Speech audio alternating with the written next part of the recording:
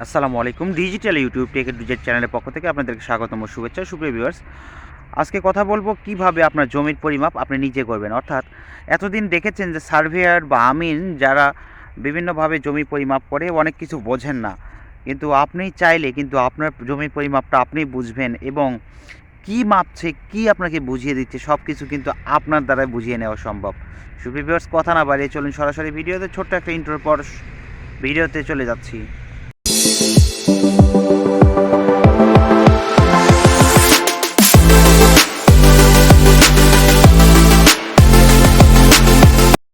আসসালামু আলাইকুম, welcome back to our channel digital YouTube tech A to Z. আজকে দেখাবো জমির পরিমাপ কিভাবে বের করতে হয়। জমির পরিমাপ বের করে নেওয়ার জন্য অবশ্যই আপনাকে জমিটা এইভাবে মাপতে হবে। দেখেন, এভাবে চারি সাইড মাপতে হবে এবং আপনাকে দেখতে হবে যে কোন সাইডে কত অংশ আছে। অর্থাৎ জমির দৈর্ঘ্য প্রস্থ মেপে নিতে হবে এবং দৈর্ঘ্য মেপে নিতে হবে, প্রস্থ মেপে নিতে হবে। দেখেন, জমির প্রথমে আমরা দেখি যে জমির দৈর্ঘ্যটা কত। জমির দৈর্ঘ্যটা দেখেন, দৈর্ঘ্য এবং প্রস্থ প্রথমে কি করতে হবে, এই দুটো যোগ করে নিতে হবে। প্রথমে জমির দৈর্ঘ্য প্রস্থ এবং দৈর্ঘ্য এবং প্রস্থ মেপে নিতে হবে এবং একটা জায়গায় লিখতে হবে। তারপর দৈর্ঘ্য যোগ করতে হবে।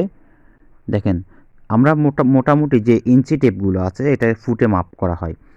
আমরা কি করব, আগে দৈর্ঘ্য যোগ করে নিব।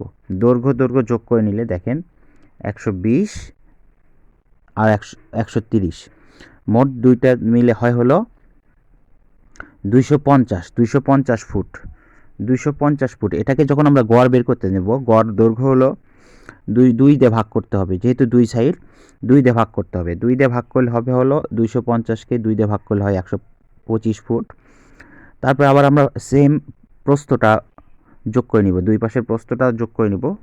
প্রস্থটা যোগ করে নিব। দুই পাশের প্রস্থ যোগ করে নেওয়ার পর প্রস্থ কত হলে ছিল, 40 যোগ 50, মোট 90 ফুট। আর প্রস্থের যখন গড় বের করতে যাব, যেহেতু দুই পাশে প্রস্থ আমরা মেপে নিয়েছি, সেহেতু 2 দিয়ে ভাগ করতে হবে। তাহলে 90কে 2 দিয়ে ভাগ করলে হয় 45 ফুট। এখন আমরা যেটা ক্ষেত্রফল বের করব, ক্ষেত্রফল বের করতে গেলে কি করতে হবে আমাদেরকে, ক্ষেত্রফল বের করতে গেলে আমরা যে দৈর্ঘ্য পেয়েছিলাম এবং প্রস্থ পেয়েছিলাম, এই দৈর্ঘ্য আর প্রস্থ কি করতে হবে, গুণ করতে হবে। দৈর্ঘ্য এবং প্রস্থ গুণ করে হয়, আমরা তাহলে 125 আর 45, 125 আর 45 গুণ করলে হয় হলো 5625। তখন কিন্তু এটা বর্গ ফুটে চলে যাবে। যখন বর্গ ফুটে চলে যাবে আমাদের কাজ কিন্তু প্রায় শেষ। সুপ্রিয় ভিউয়ার্স, এর পরবর্তীতে আমরা এখন বের করব জমির শতাংশ। দেখেন, গড় ক্ষেত্রফল বের করব। গড় ক্ষেত্রফল বের করার পর সেটা হবে বর্গ ফুটে, আর তারপর বের করবে শতাংশ। এখন আমাদের জানতে হবে কত বর্গ ফুটে 1 শতাংশ। আমরা আমাদের সবসময় মনে রাখতে হবে 435.6 বর্গ ফুটে 1 শতাংশ। আমরা যে বর্গফুটটা পেলাম সেটাকে 435.6 দিয়ে যদি ভাগ করি তাহলে আমরা শতাংশ পেয়ে যাব। দেখেন, 5625কে যদি 435.6 দিয়ে ভাগ করি তাহলে দাঁড়ায় 12.91 শতাংশ। অর্থাৎ আমরা 13 শতাংশের একটু কম। আচ্ছা, এটা হচ্ছে শতাংশের পরিমাপ চলে গেল। যদি আমরা কাঠায় বের করতে চাই, কাঠায় কিভাবে বের করব? কাঠায় বের করার জন্য আমাদের জানতে হবে কত বর্গফুটে 1 কাঠা। 700 বর্গফুটে 1 কাঠা।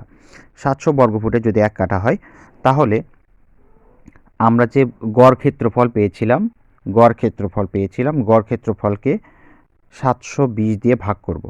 দেখেন, গড় ক্ষেত্রফল ছিল 5625, সেটাকে যদি আমরা 720 দিয়ে ভাগ করি তাহলে কাঠায় চলে আসবে। 5625কে 720 দ্বারা ভাগ করলে 7.8125 কাঠা হয়। অর্থাৎ খুবই ইজিলি আপনি চাইলে আপনার জমির শতাংশ পরিমাপ এবং কাঠার পরিমাপটা বের করতে পারবেন। সুপ্রিয় ভিউয়ার্স, আর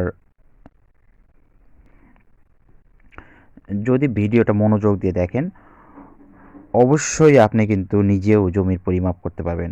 সো এরকম তথ্যমূলক ভিডিও পেতে আমাদের সাথেই থাকুন। বন্ধুরা, এই তথ্যগুলো কিন্তু খুবই গুরুত্বপূর্ণ, কারণ আমরা অহরহ এই প্রবলেমের সম্মুখীন হচ্ছি। সো আমরা যদি চাই যে এই প্রবলেম থেকে আমরাই সলিউশন করব, তাহলে আমরা কিন্তু পারবো। সো এরকম তথ্যমূলক গুরুত্বপূর্ণ ভিডিও পেতে আমাদের চ্যানেলটি সাবস্ক্রাইব করুন এবং পেজটি ফলো করুন, এবং পেজটি শেয়ার করে দিন যদি আপনি উপকার পান এবং কাউকে উপকারী বানাতে চান। অর্থাৎ এরকম গুরুত্বপূর্ণ টিপস আমরা প্রতিনিয়ত আমাদের পেজে আপলোড করি এবং ফেসবুক এবং চ্যানেলে আপলোড করা হয়। তো ভিউয়ার্স, আমাদের সঙ্গে থাকুন, চ্যানেলটি সাবস্ক্রাইব করে পেজটি ফলো করে। ভালো থাকুন, সুস্থ থাকুন এই প্রত্যাশায় শেষ করছি। আল্লাহ হাফেজ, আসসালামু আলাইকুম।